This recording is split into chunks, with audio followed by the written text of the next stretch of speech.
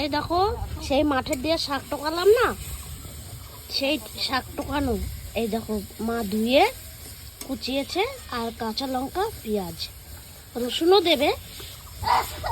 এই দেখো কাছের থেকে দেখা যায়, দেখো মিক্স ভালো একদম মিশানো সব রকমের দিয়ে ধুয়ে কেটে রেখেছে। এই দেখো রসুন ছাড়িয়ে রেখেছে, এটা থেতো করে দেবে। তেল গরম, কড়াই বসিয়ে দিয়ে তেল গরম হয়ে গেছে, এবার বাকি বাকি জিনিসগুলো দেবে। দেখি কি, এবার দিয়ে দেবে শুকনো লঙ্কা। কাঠের জালে হচ্ছে, হ্যাঁ কেউ বলবে না যে আমরা ভিডিও বানানোর জন্য কাঠের উনুন দেখাচ্ছি, ঠিক আছে? রান্না করছি। হ্যাঁ এই দেখো দিয়ে দিচ্ছে কালো জিরে, এবার দিয়ে দিল হচ্ছে গিয়ে শুকনো লঙ্কা, এবার দিয়ে দেবে রসুন, এবার দেবে পেঁয়াজ।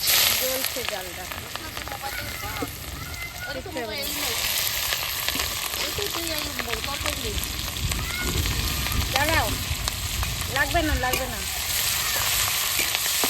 দেখো এই দেখো পেঁয়াজটা ভাজা ভাজা হচ্ছে লাল লাল করে।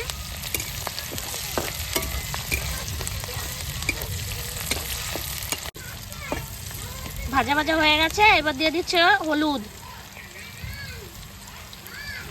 এবার দিয়ে দেবে নুন, পরিমাণ মতো নুন দিয়ে দিল।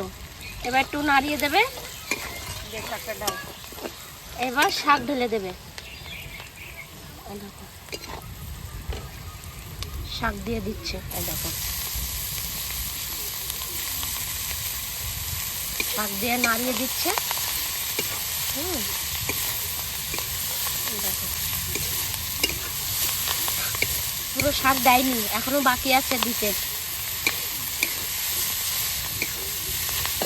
এবার ঢেলে দেবে পুরোটা। এটা কিন্তু কুলো, হ্যাঁ বেতের কুলো।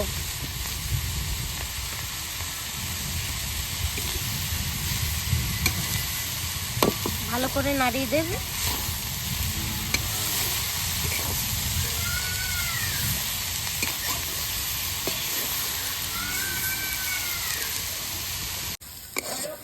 এই দেখো শাক ভাজা হয়ে গেছে,